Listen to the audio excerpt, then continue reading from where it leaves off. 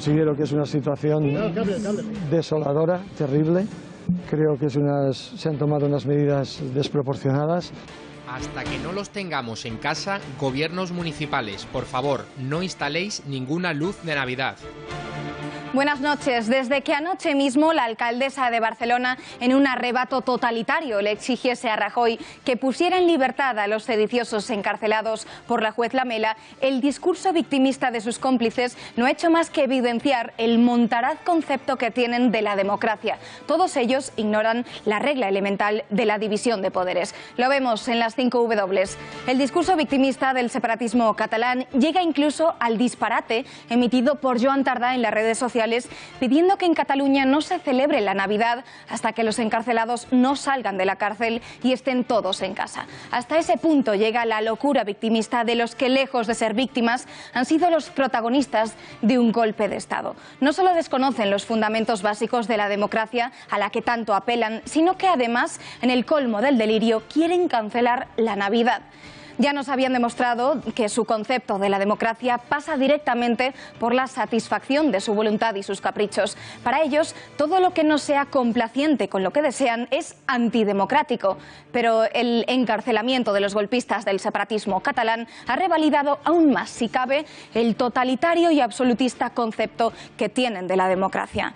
Que Ada Colau, alcaldesa menos que nada de Barcelona, Santi Vila, sedicioso arrepentido a última hora, que hoy ha salido de prisión tras pagar 50.000 euros de fianza, que Joan Tardà, del que todos conocemos su finura dialéctica, y demás miembros del procés independentista exijan que el presidente del gobierno abra la celda de los golpistas encarcelados es sencillamente abochornante. Pero lo que es aún más, que líderes políticos que se autodefinen como constitucionalistas y medios de comunicación que en sus líneas editoriales presumen de una defensa sin fisuras de los principios democráticos estén diciendo 24 horas después del impecable auto de la juez Lamela que es una decisión judicial, por supuesto respetable, pero políticamente inoportuna. ¿Desde cuándo la justicia ha de doblegarse a la oportunidad política? Editorial con Eduardo García Serrano.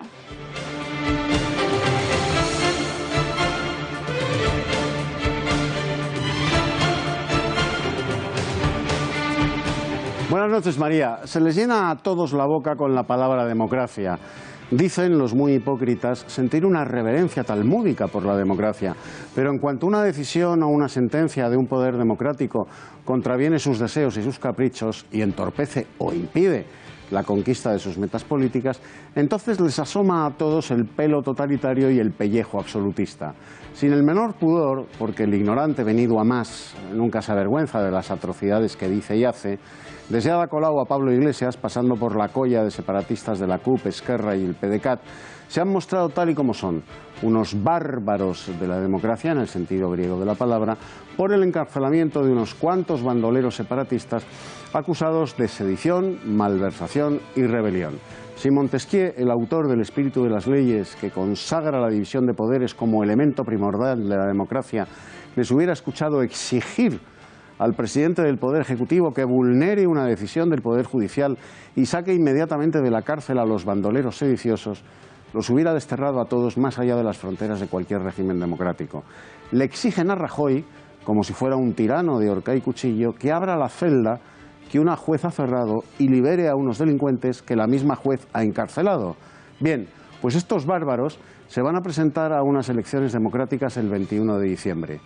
Viven de la democracia, juegan a la democracia, pero ninguno de ellos es demócrata. Son sencillamente ocupas de la democracia.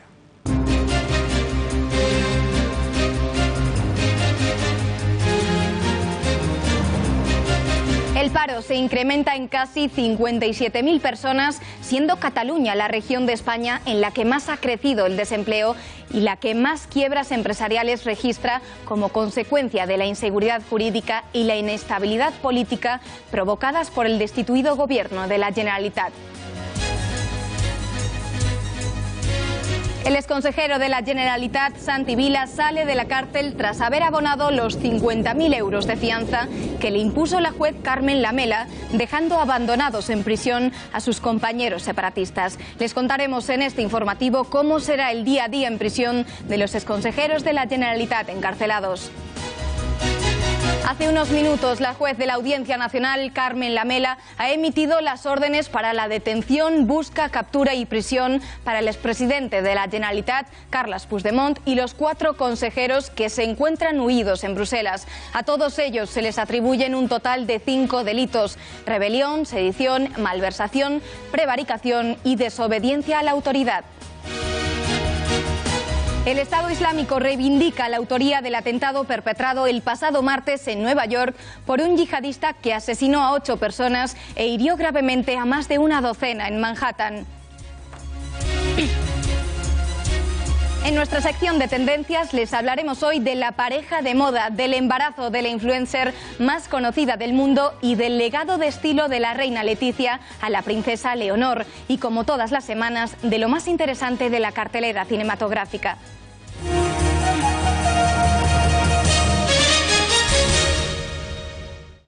Una de cal y otra de arena. El fin de la temporada récord de turismo se ha dejado sentir en el mercado laboral. El paro ha subido este pasado mes de octubre, pero sigue situándose en el nivel más bajo de los últimos 8 años. El paro aumentó en octubre en 56.844 personas en España con respecto al mes anterior. Los registrados en el Servicio Público de Empleo son 3.467.000. Según los datos del Ministerio de Empleo, el paro cayó en 298.000 personas en el último año. Por sectores, el desempleo solo se redujo en octubre en la construcción y en el colectivo sin empleo anterior. Aumentó principalmente en servicios y en menor medida en agricultura e industria. Subió el desempleo masculino y algo más el femenino, y aumentó más entre los mayores de 25 años. En los extranjeros, el paro creció en 19.000 personas, hasta los 400.000 parados. El desempleo bajó en octubre en 2 comunidades, País Vasco y Comunidad Valenciana. Creció en todas las demás. La comunidad con mayor subida del paro, Cataluña, con 14.700 desempleados más este mes. Le siguió Andalucía. Se incrementó el paro, aunque aumentó también la afiliación a la Seguridad Social. 94.000 cotizantes más en octubre, hasta sumar 18.430.000 ocupados. Y precisamente Cataluña es la comunidad autónoma donde más ha crecido el paro. Lo ha hecho en 14.698 personas más que están sin empleo. Este dato supone casi el doble que el año pasado y el peor número desde el año 2008. Está claro que la incertidumbre marcó el mes en la región catalana, porque también ha sido la comunidad con más quiebras empresariales de España, ya que cerró el mes con un total de 93 empresas en concurso de acreedores. Hoy la ministra de Empleo, Fátima Báñez, ha confirmado que esa creación de empleo se está parando, pero que también están poniendo los medios para fomentar el aumento de los puestos de trabajo. Los datos que hemos conocido esta mañana certifican que se está parando la creación de empleo en Cataluña. Saben muy bien que se han ido 2.000 empresas en las últimas fechas, pero en el último mes en Cataluña se han creado solo 1.700 empleos, cuando en comunidades autónomas similares en ritmo de creación de empleo a Cataluña, como es Madrid o Valencia, se han creado 39.000 o 38.000 empleos. Vamos ya a analizar todos estos datos y sus consecuencias de la mano del presidente de IMF Business School, Carlos Martínez. Señor Martínez, buenas noches. Buenas noches. Aunque el paro ha subido levemente respecto a septiembre, hay 94.000 ocupados más en el mercado laboral, hasta 18,4 millones. ¿Valoramos entonces el dato de octubre de manera positiva o de manera negativa? Desde luego, a pesar de que se ha destruido empleo, los datos es para estar relativamente satisfecho. Casi son 100.000 nuevos cotizantes a la Seguridad Social. Eso significa que ha habido 100.000 personas que están cotizando este mes con respecto al mes anterior, y lo único que significa esos 54.000 desempleados más es que ha habido gente que no tenía empleo anterior, que ha ido a las oficinas del empleo para apuntarse, y por eso ha subido el número de desempleados. Pero insisto, lo más importante es el número de nuevos cotizantes a la Seguridad Social. Cataluña ha sido la comunidad en la que más ha crecido el paro en octubre. Obviamente está relacionado con la crisis política, ¿no es así? Sin duda, vemos que en el mismo mes del año anterior, Cataluña había destruido la mitad de puestos de trabajo que este año. Una comunidad como Madrid, que ha obtenido 39.000 nuevas afiliaciones, y Cataluña 1.700. Es decir, que evidentemente lo que está pasando en Cataluña tiene impacto en la economía, y posteriormente eso se traslada al empleo y tiene las repercusiones que hemos visto este mes. ¿Necesita entonces España una legislación más flexible para generar más empleo? Probablemente. No olvidemos que los modelos económicos están cambiando, las necesidades de las empresas están cambiando, la digitalización está transformando nuestra economía y por lo tanto está transformando el mundo laboral y desde luego nuestra legislación debe ser un poco más flexible para ajustarse a las nuevas necesidades de las empresas. Pues señor Martínez, muchas gracias y buenas noches. Gracias, buenas noches.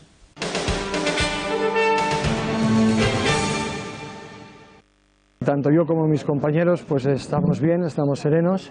Considero que es una situación desoladora, terrible. Creo que se han tomado unas medidas desproporcionadas. También me quisiera dirigir a las grandes autoridades del Estado, al presidente Rajoy, pero también a la presidenta del Congreso, al presidente del Senado, que de verdad, por una razón de convicciones profundas, democráticas y políticas, tomen cartas en el asunto, tomen la iniciativa política, porque esto desde los juzgados no lo vamos a resolver. Y esta que acaban de ver ha sido la reacción de Santi Vila nada más salir hoy de prisión. Al igual que el resto de independentistas, ha mostrado un discurso victimista criticando las medidas de la Audiencia Nacional. Aunque esta noche ha dormido en la cárcel, a primera hora de la mañana Vila pagaba la fianza de 50.000 euros en efectivo y ya era relativamente libre. Y decimos relativamente porque tiene prohibida la salida de España y tendrá que presentarse cada 15 días en un juzgado. Estos son sus compañeros, los miembros cesados del Gobierno, que ya han pasado 24 horas en la cárcel de Madrid, de Estremera, los hombres, y de Alcalá Meco, las mujeres. En total son 8 los que se encuentran en estos momentos en prisión provisional sin fianza. El abogado de Junqueras, de Bassá y de Mundo ha dicho que los acusados se encuentran muy tranquilos y ha anunciado que van a recurrir la decisión de la juez Lamela. Tengo el convencimiento pleno de que la actitud de Puigdemont, de cualquier otra persona, no ha influido para nada en la decisión. La decisión que se ha tomado se hubiera tomado en cualquier circunstancia, se hubieran ido fuera de fin de semana o al extranjero, da igual. La resolución habla por sí misma, la vamos a recurrir, no hay ningún problema porque técnicamente la vamos a recurrir, pero no creo que haya tenido ninguna influencia o estaríamos aquí igualmente. Nos preguntamos cómo ha sido ese primer día de los exconsejeros del Gobierno y en la cárcel. ¿Qué han hecho? ¿Cuál es su rutina? ¿Cómo es esa cárcel? Alba Vila, muy buenas noches. Buenas noches, María. Pues durante su primer día en prisión, los exconsejeros tendrían que someterse al protocolo de ingreso. Tras pasar por el médico, el educador y el psicólogo, acceden a la estancia a la que deberán adaptarse a partir de ahora. Una celda compartida con otro preso preventivo, de otro tipo de delito. ¿Cómo va a ser su rutina? Pues más o menos se despertarán a las 8 menos cuarto. Deberán arreglar la celda y bajarán a desayunar a las 8:30. A continuación, hasta la hora de la comida, que será a la 1, los exconsejeros podrán salir al patio, participar en un taller o desempeñar un oficio. Entre los otros oficios podrán trabajar en la cocina o en el economato, en la limpieza de las zonas comunes o realizar tareas de mantenimiento como electricista, fontanero o albañil. A cambio recibirán del Estado una remuneración económica que ronda los 400 euros al mes.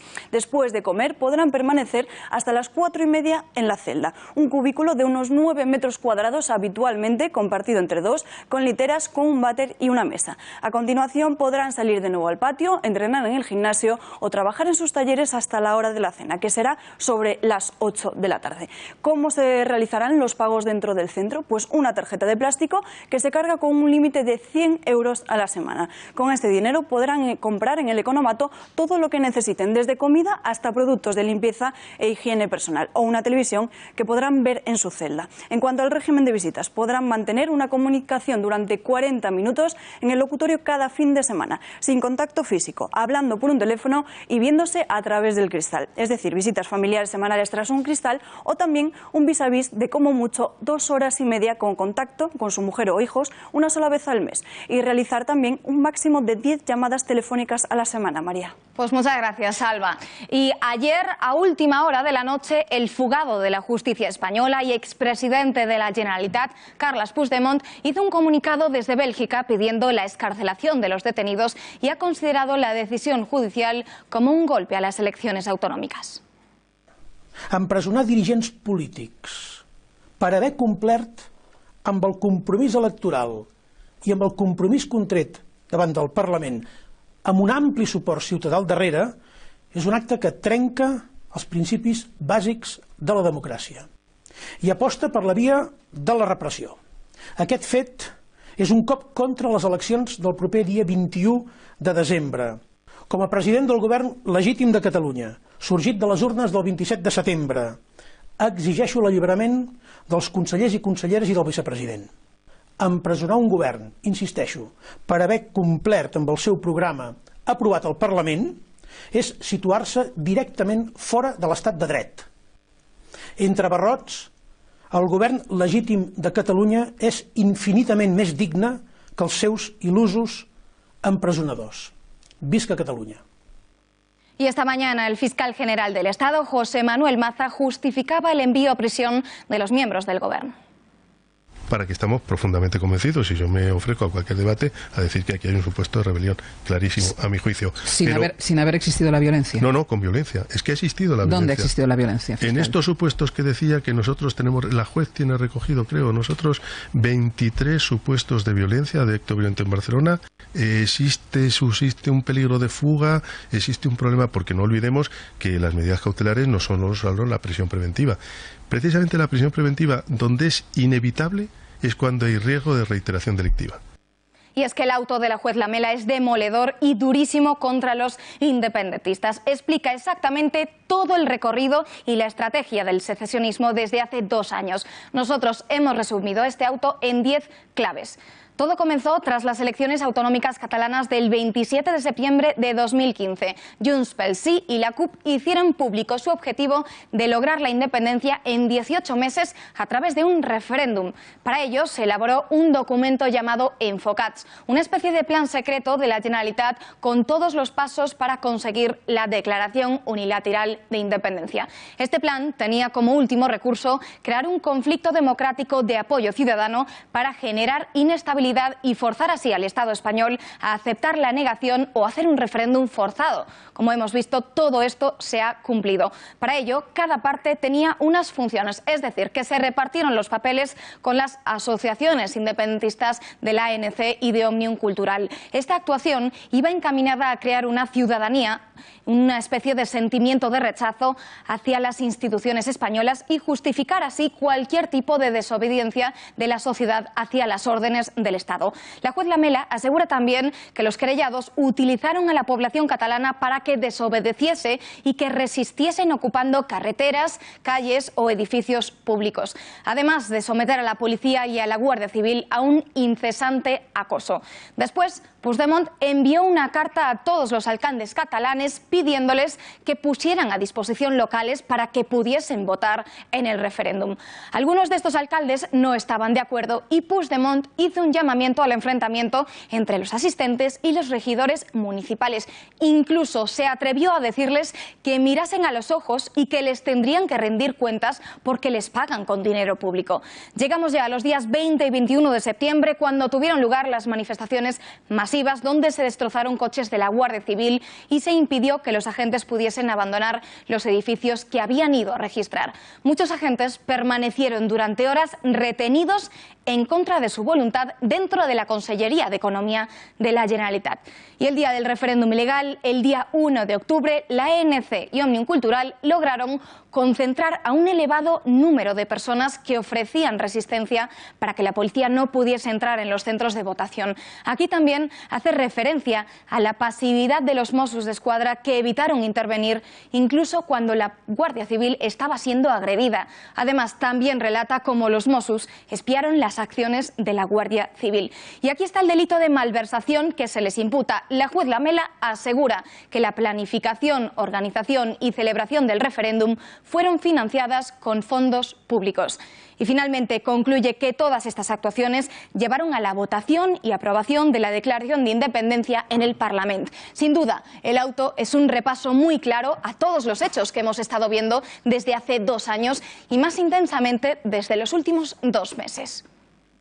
Y aún así, después de que hayamos repasado todo el auto, hay quien no está de acuerdo con ese encarcelamiento de más de la mitad del Govern, como por ejemplo el síndic de Greuges o Alfred Bosch, que tilda de presos políticos a los encarcelados. Pels fets de tots coneguts, com ja va ser al seu dia, com es va aplicar a la sedició i la presó cautelar en el cas de Jordi Sánchez i Jordi Cuixart. Les mesures cautelars de presó provisional ara aplicades a consellers instituïts són una mostra més de la desproporció de la justícia. Si yo fuera miembro del gobierno catalán, como los otros consellers, pues estaría o en prisión o perseguido para mandarme a la cárcel. No lo estoy porque estoy en la oposición en el Ayuntamiento de Barcelona, por esa sencilla razón. Entonces, claro que es un juicio político y claro que son presos políticos. Están juzgados por sus ideas y por responder al mandato del pueblo de Cataluña y por poner las urnas. Tampoco desde el Partido Socialista están a favor del envío a prisión. Margarita Robles insiste en que el derecho de defensa es sagrado.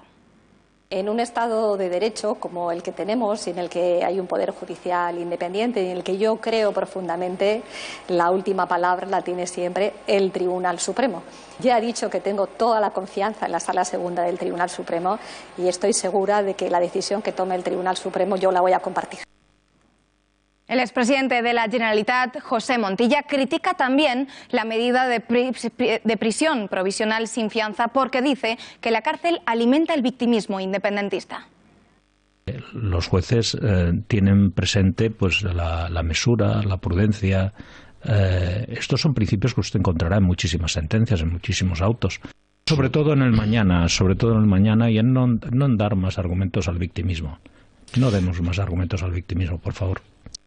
Y tiene razón. Por ejemplo, Joan Tardá ha pedido dejar sin Navidad a los catalanes hasta que no salgan de prisión los detenidos.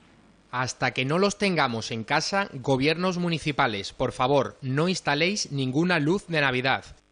Bueno, estas eran las reacciones de los políticos, pero ¿qué piensa la calle?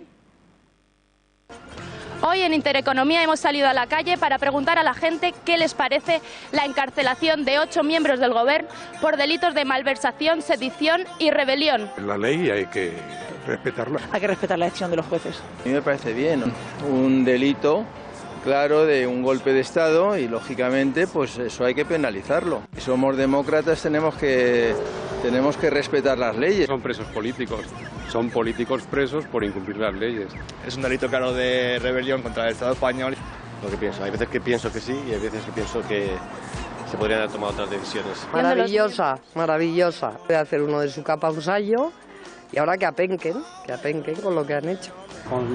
A mí me parece correcto. Digamos, es lo que le ocurriría a cualquier otro ciudadano español, ni más ni menos, sea de Cataluña, sea de donde sea. Me parece genial. Todos en la cárcel. Todos. Ha sido un golpe de Estado y no se puede permitir. Vamos a analizar ya la decisión de la juez Lamela con el director de Sanz Cabrejas, abogados penalistas, el señor Ignacio Sanz. Señor Sanz, buenas noches. Buenas noches. ¿Valor ajustado a derecho el auto de ayer de la juez Lamela que envió a prisión a Junqueras y a 8 consejeros de la Generalitat? Bueno, la juez Lamela, al acordar el ingreso en prisión provisional de las personas que se encuentran imputadas, desarrolla una serie de argumentos por los cuales procede, en su opinión, adoptar esa decisión, el ingreso en prisión de estas personas, y bueno, la verdad es que da un buen número de motivos, tanto la existencia de un riesgo de fuga como la existencia de un riesgo de destrucción de pruebas al tener acceso o tener posible acceso a la documentación que pudiera ser relevante para investigar estos hechos. Valora también el hecho de que otros investigados en este procedimiento, como es el caso del expresidente de la Generalitat, Puigdemont, se encuentran ya en ignorado paradero o que han eludido la acción de la justicia y, en consecuencia, teniendo en cuenta también la gravedad de los hechos que se les están imputando, pues acuerda su prisión provisional. Desde ese punto de vista, jurídicamente hablando, la decisión de acordar el ingreso en prisión está plenamente justificada. ¿Y por qué la juez Lamela estableció una fianza para Santi Vila y no para el resto de consejeros que entraron ayer en prisión? Bueno, parece ser, según las informaciones que se han publicado, que el señor Vila ha sido el único de los imputados que ha prestado declaración y que ha contestado a todas las preguntas que se le han formulado. En consecuencia, es de entender que esa actitud, esa mayor colaboración con la justicia o esas explicaciones que ha prestado este señor, que no han prestado el resto de los acusados, han debido ser valoradas por la juez Lamela para acordar una medida menos gravosa para él. La Audiencia Nacional acaba de dictar la orden de busca y captura contra Puigdemont y los 4 consejeros que están en Bélgica con él.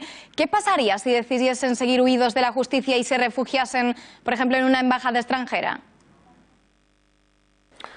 Bueno, por lo pronto estas personas se encuentran en efecto huidos o están evadiendo la acción de la justicia mediante su presencia en un país comunitario. Si esto siguiera así, el Estado español puede instar, la justicia puede instar la llamada euroorden, una orden europea de detención y entrega, para requerirle a Bélgica que entregue a esas personas que están requeridas por la justicia española. Si se diera la hipótesis que me plantea y estas personas se refugiaran en una embajada extranjera, se dirigiría al Estado de esa embajada o bien una solicitud de extradición o bien una solicitud de orden europea de detención y entrega si se tratase de un Estado europeo. Y por último, ¿qué tendría que suceder para que los miembros del gobierno catalán encarcelados no pudiesen presentarse a las próximas elecciones autonómicas?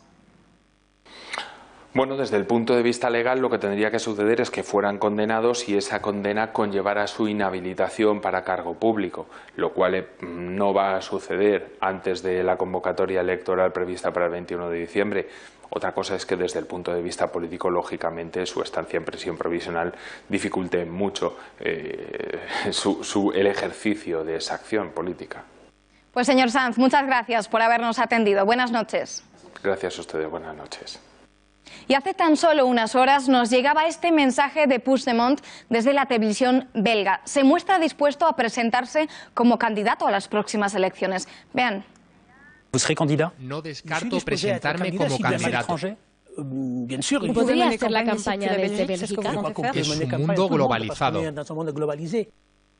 Y justamente hace pocos minutos la juez de la Audiencia Nacional, Carmen Lamela, ha emitido la orden de busca y captura solicitada por la Fiscalía contra el expresidente catalán y todos sus exconsejeros que se encuentran con él en Bruselas. ¿En qué consiste y cómo se aplica una euroorden? Javier Torres, muy buenas noches. Buenas noches, María. Lo vamos a explicar.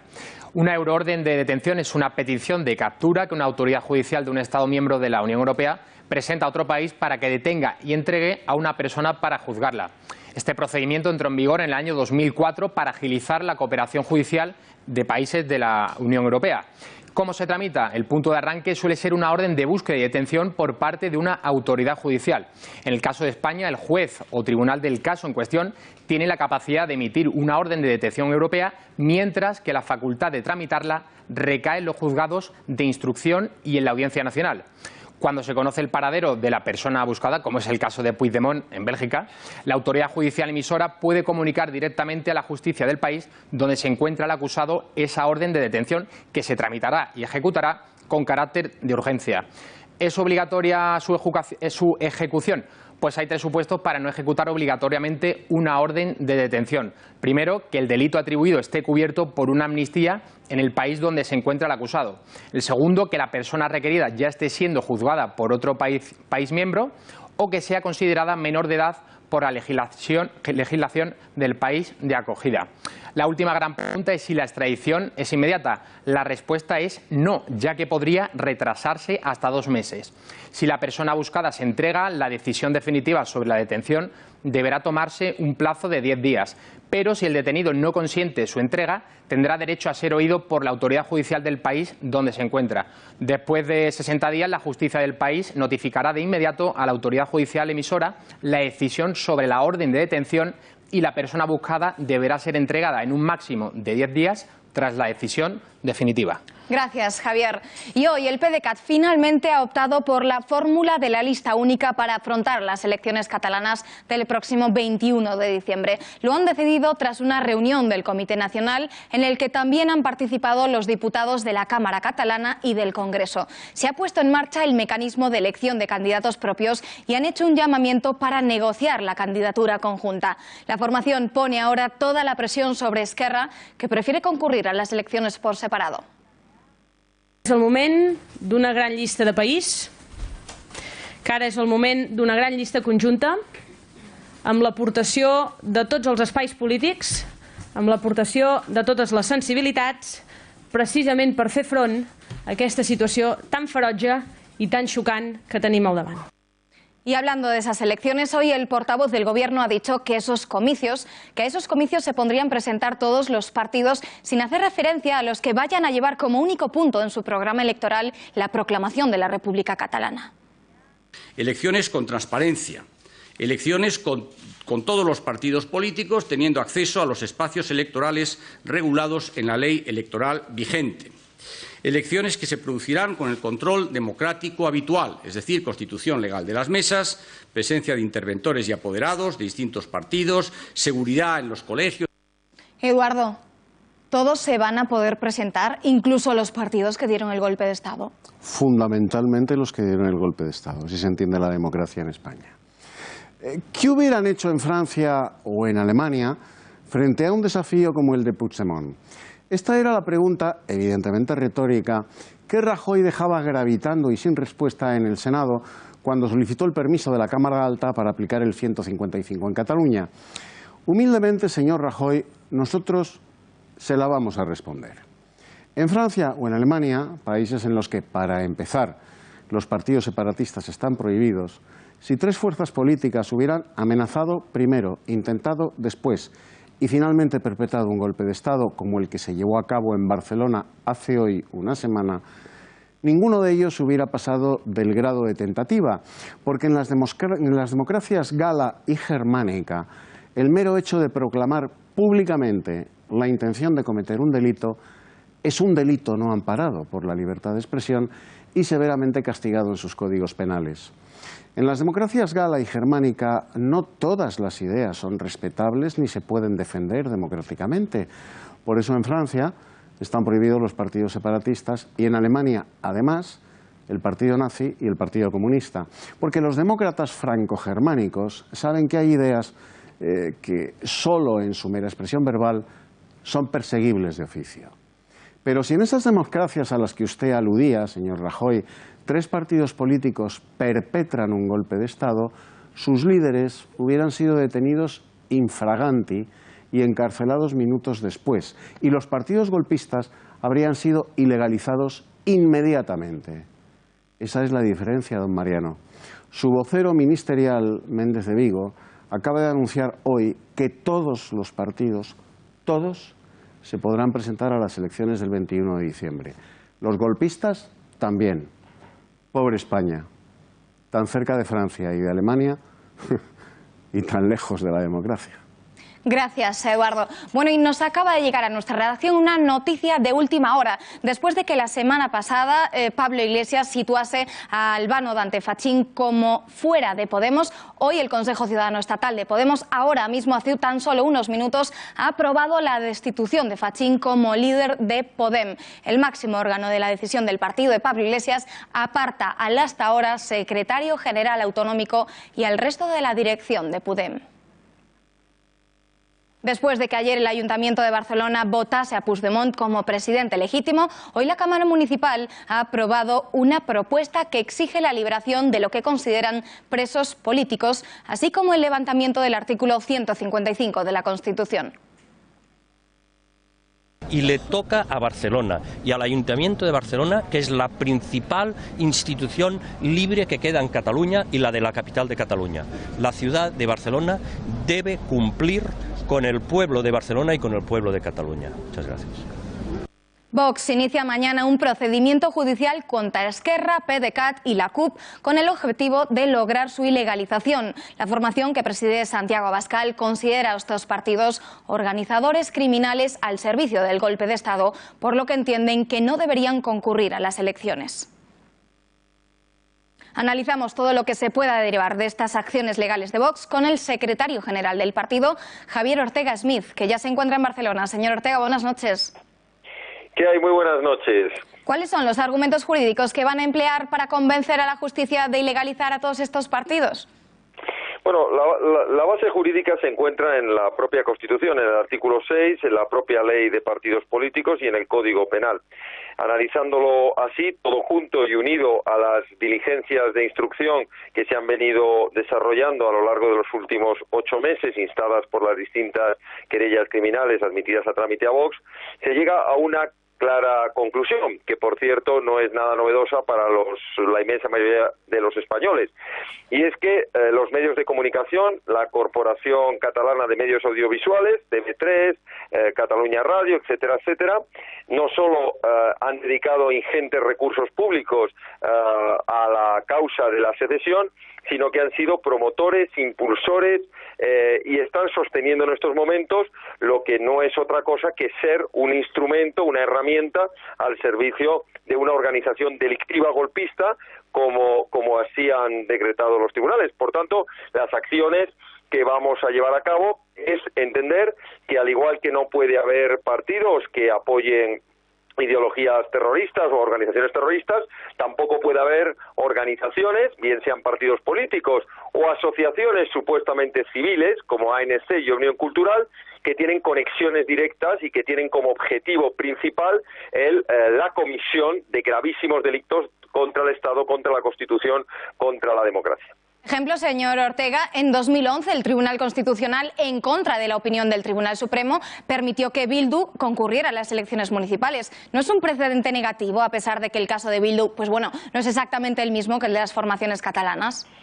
Bueno, todos sabemos lo que es el Tribunal Constitucional, un tribunal político al servicio de ideas políticas que no están al servicio de la justicia ni de la defensa de la propia Constitución. Y esto lo pudimos ver precisamente con la legalización de Bildu, cuando el Tribunal Supremo, sala de lo penal, y en aquella oportunidad yo estuve en aquel procedimiento, o sea que lo conozco bien, dictó una sentencia clarísima de ilegalización de Bildu y de sus marcas, las marcas proetarras, y tuvo que venir el Constitucional a hacer algo que era absolutamente contrario a su propia ley orgánica, que era actuar como si fuera una instancia penal superior al Tribunal Supremo y hacer una nueva valoración de las pruebas, no una interpretación constitucional o una valoración constitucional, sino una interpretación o una valoración de las pruebas para llegar a la conclusión de que no podrían ilegalizarlos.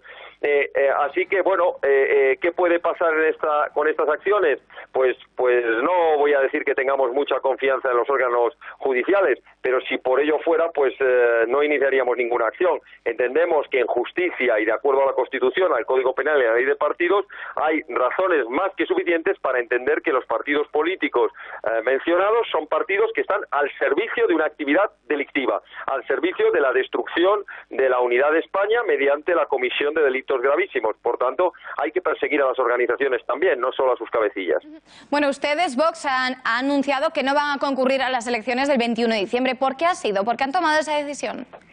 Bueno, el Comité Ejecutivo Nacional, después de valorar diferentes razonamientos, que debo decir que todos ellos tenían razones a favor y en contra, es decir, había algunos argumentos que nos hacían poder decidir la presentación en estas elecciones y otros que no, pero finalmente la decisión ha sido clara por el Comité Ejecutivo Nacional y es que estas elecciones no son unas elecciones autonómicas normales, es algo absolutamente excepcional que no debería haberse producido nunca, que el gobierno de la nación no debería haberles dado la oportunidad a los golpistas de convertir unas supuestas elecciones autonómicas en lo que no es otra cosa que un plebiscito, o lo que no va a ser otra cosa que un plebiscito secesionista o soberanista.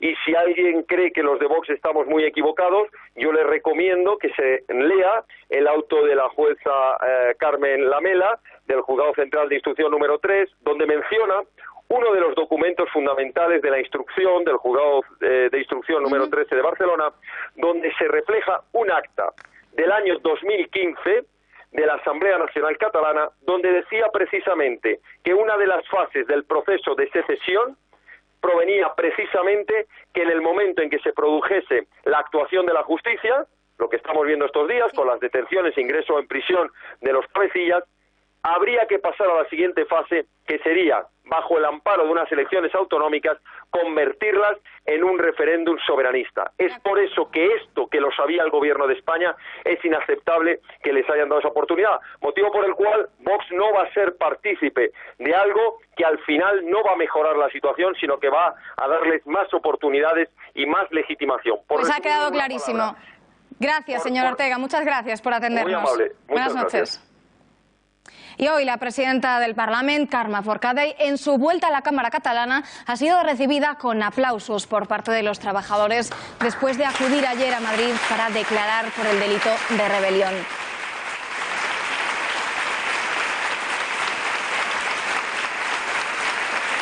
Visiblemente emocionada, Forcadell ha agradecido entre lágrimas un recibimiento que no se esperaba. Recordamos que se encuentra bajo vigilancia policial y que tendrá que volver al Supremo el próximo jueves día 9.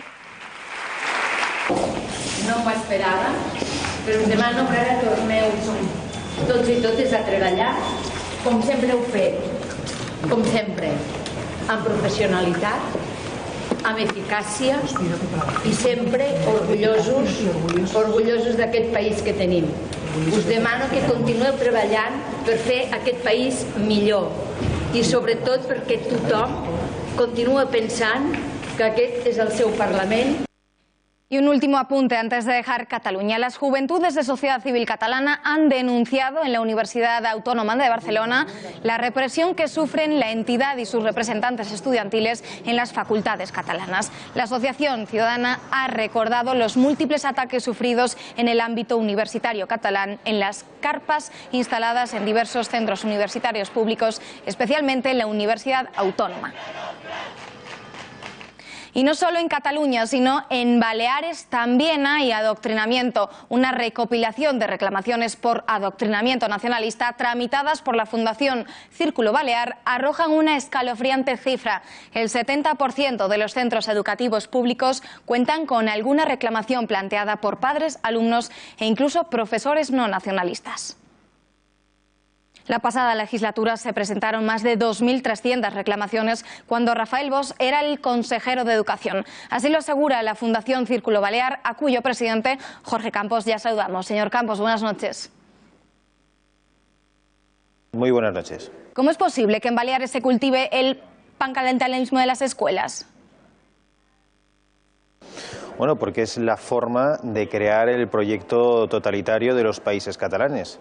Es lo que intentan hacer desde hace más de 30 años, habiendo cedido las competencias de educación a las autonomías, y Baleares, junto con Valencia, pues forma parte de esa entelequia que quieren crear los nacionalistas catalanes. Entonces la mejor vía es ir adoctrinando en la idea del pancatalanismo desde las escuelas. ¿Y qué le parece que el ministro de Educación, Méndez de Vigo, diga que en Cataluña no hay ningún problema con la educación? Bueno, lo que hace el ministro de Educación es lo mismo que han hecho los anteriores ministros de Educación, incluso los presidentes de los gobiernos de la nación, que son los realmente responsables de que hayamos llegado a estos puntos de adoctrinamiento.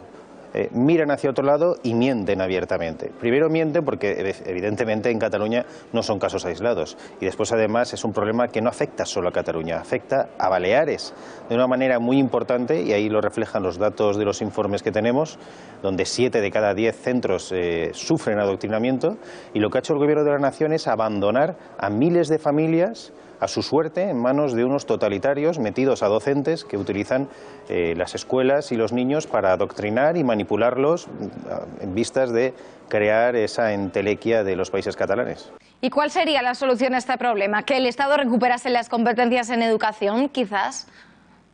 Efectivamente, es la única solución al grave problema educativo que tenemos en España. Tanto para solucionar el nefasto resultado escolar. El fracaso escolar que tenemos es apabullante, el mayor de toda Europa, y por otra parte para acabar con el adoctrinamiento político. Los experimentos de agencias de alta inspección y demás monsergas no sirven para nada. La alta inspección no ha servido para nada. Si las competencias están en la comunidad autónoma, es imposible que se pueda solucionar este problema. La única solución es que la competencia se devuelva al Estado y tengamos un único sistema educativo alejado de cualquier tipo de adoctrinamiento político. Pues señor Campos, muchas gracias y buenas noches. Muy buenas noches.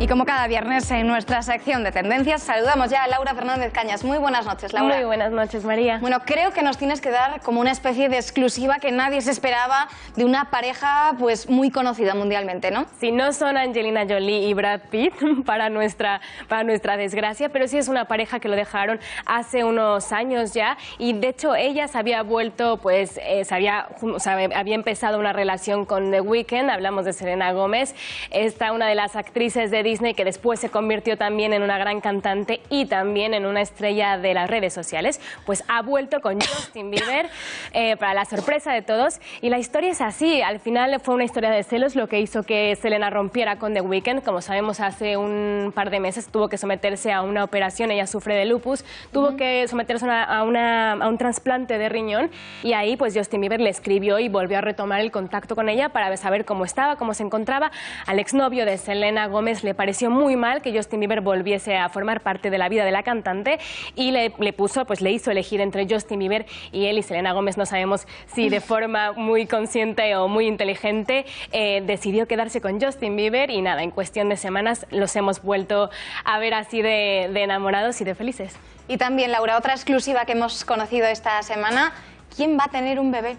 Pues la reina de las redes sociales por excelencia, la italiana milanesa en concreto, Chiara Ferragni, está embarazada, y para la sorpresa de todos, ya lo hablábamos la semana pasada, ya que un amigo muy cercano de la pareja dio pues la exclusiva en una revista italiana, y empezó a contar, bueno, que la pareja estaba esperando a un niño. Como sabemos, Chiara Ferragni está comprometida con el rapero italiano Fedez, y bueno, la sorpresa no es que está embarazada, sino que está embarazada de 5 meses. Como sabemos, pues hemos visto todas las redes sociales, hemos analizado todos sus looks, y no habíamos visto pues la tripita hasta uno de esos looks que llevó en un vestido muy muy ajustado en una pasarela en Cannes, que pudimos ver un poquito la tripa. Pero bueno, ahora está confirmado por la pareja. Lo hicieron en un vídeo en las redes sociales de ambos, que en un segundo se hizo completamente viral.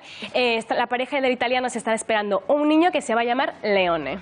Qué bonito. Bueno, y Laura, siempre hablamos aquí de duelos de estilo, pero esta vez hablamos del estilo y un legado, ¿no? Exactamente. Como sabemos, el día 31 de octubre, hace nada, 3 días, la princesa Leonor cumplía 12 años. Entonces esta es la excusa perfecta para repasar todo lo que su madre, la reina Leticia, le ha podido enseñar a su hija y a la princesa de España, Leonor. Y bueno, como podemos ver, uno de esa herencia es el amor a los colores pastel, y sobre todo para eventos formales pero familiares. Ojo, que esto hay que apuntarlo, que hace toda la diferencia. Otra de las tendencias que la madre le ha inculcado a su hija ha sido que para todos esos eventos que sean importantes pero que no sean familiares, el color rojo es siempre una buena opción. Como sabemos, también es el color favorito de la reina Leticia, y parece que también la pequeña Leonor ha heredado pues el amor por este rojo pasión. La tercera herencia que tiene Leonor de su madre, si hablamos de estilo, son los complementos sencillos en color nude. Nude para algunos, nude para otros. Como sabemos, es el color carne, el color piel, que combina con absolutamente todo. Como sabemos, pues aquí la reina lleva unos estiletos, y claro, la princesa en su versión infantil lleva unas princesas o unas bailarinas del mismo color. La siguiente tendencia a la que se unen las dos son el pantalón gris. Como sabemos, es un básico del fondo de armario que deberíamos de tener todas. Ah, no, mira, estamos viendo antes el total look. ¿Qué es el total look? Es saber combinar todo nuestro vestuario con nuestros zapatos, con nuestros bolsos, un look monochrome, como lo decimos también pues un poco en inglés y cuando se habla de moda. Y como sabemos, Leonor también lo ha sabido llevar muy bien. Y por último, Laura, recomiéndanos muy rápidamente algunos estrenos que podemos ir a ver esta semana. Pues va a estar Emma Stone, como sabemos, una de nuestras actrices favoritas, no solo como actriz, sino también por la moda, en La batalla de los sexos, una película buenísima y muy divertida. Y bueno, también aparte de esta, también tendremos La enfermedad del amor, que es una historia, una comedia romántica muy bonita, otro tipo de amor completamente en A Ghost Story. Y bueno, vamos a tener muchas comedias románticas. El amor esta semana va a ser el protagonista total de nuestra cartelera. Pues muchísimas gracias por todas tus tendencias, Laura, y nos vemos la semana que viene. Que pases un muy buen fin de semana. Seguro Gracias. que sí, igualmente, María, gracias a ti.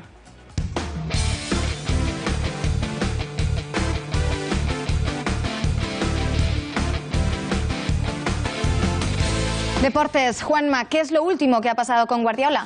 Bueno, María, sabemos que Josep Guardiola, aparte de ser un buen entrenador, es una figura pública bastante polémica, sobre todo cuando hablamos del tema de Cataluña. Vamos a ver una imagen que es bastante relevante y que ha corrido como la pólvora hoy en las redes sociales, porque Josep Guardiola fue durante muchos años, de hecho sigue siendo, lo creo, el embajador del Mundial de Qatar 2022. Ahí estamos viendo cómo promocionaba la candidatura. Qatar, como todo el mundo sabe, no es precisamente un país en el que los derechos sociales, los derechos individuales, pues tengan mucha cabida. De hecho, que pregunten a las mujeres qué tal la vida precisamente en el país árabe. Bueno, pues a pesar de todo esto, a pesar de cobrar del régimen qatarí para promocionar ese país y la dictadura de Qatar, bueno, pues se atreve a públicamente criticar la supuesta opresión que estaría ocurriendo en España contra los cargos públicos de Cataluña. Estamos viendo su última comparecencia hace apenas unas horas, en las que ha dicho que en España existe represión contra todos aquellos que no piensen de manera igual o de manera similar al gobierno actual del Partido Popular. Así que palabras una vez más polémicas de Pep Guardiola, que le encanta, que siempre que le den un micrófono, meter un poquito de cizaña en torno al tema de Cataluña. El que también es polémico es Aleix Vidal, y vamos a verlo a continuación, porque a pesar de estar lesionado, en teoría no podría jugar este fin de semana por molestias en el tobillo. Estamos viendo un Instagram Story, la ha subido pues esta misma mañana, jugando al golf. Es curioso, cuanto menos, que una persona que esté lesionada siga haciendo deporte. Sobre todo ello, le han preguntado hoy a Valverde, no se ha querido mojar. Sí que Ernesto Valverde ha hablado de la convocatoria de Andrés Iniesta, porque es un jugador que, a pesar de que este fin de semana no podrá estar disponible para el partido del Fútbol Club Barcelona, Lopetegui sí que la ha convocado. Así es como explicaba el entrenador extremeño pues esa diferencia de criterios. Esto es así. No sé cómo explicarlo. Pues no sé, Lopetegui tiene mucha confianza en Andrés, en que le vamos a recuperar. Es también optimista como nosotros, puesto a ser optimista, pues la ha convocado. En vez de ser pesimista, pues esa es la explicación. Venga, vemos la convocatoria precisamente de Lopetegui para esos dos próximos partidos amistosos que tiene España. Novedades, por ejemplo, la vuelta de Alberto Moreno, lateral ex del Sevilla, y también Luis Alberto, un jugador que solo disputó 3 partidos con la camiseta del equipo hispalense. Lleva mucho tiempo en el ostracismo, actualmente la está rompiendo el Lazio. Creo que podemos ver, de hecho, imágenes de algunas de sus mejores jugadas, y el mediapunta también de la cantera sevillista, que tiene el premio, reaparece y va convocado por primera vez con la selección absoluta. No está Marcos Alonso, un jugador que cada vez parece más claro no podrá estar con la selección española en el futuro. El que no está tampoco con sus selecciones, Cristiano Ronaldo, que en este caso se ha quedado fuera de la lista de Fernando Santos con Portugal, después de, por cierto, hacerse público este curioso anuncio para descansar y jugar con el Real Madrid. Y hablando del Real Madrid, su exentrenador José Mourinho ha dicho esto después de comparecer a los Juegos de Pozuelo. He marchado de España en 2013 con la información y con la convicción de que mi situación tributaria estaba perfectamente legal. Un par de años más tarde he sido informado de que se ha abierto una investigación y me han dicho, para regularizar mi situación, yo tenía que pagar la cantidad X. Yo no he contestado, no he discutido, he pagado, he firmado con el Estado las datas de conformidad y de que todo estaba definitivamente cerrado. Gracias, Juanma. Y muy brevemente me van a permitir que felicite a nuestra compañera de realización, Beatriz Fajardo, que es su cumpleaños, y a todos ustedes. Muchas gracias por acompañarnos y muy buen fin de semana.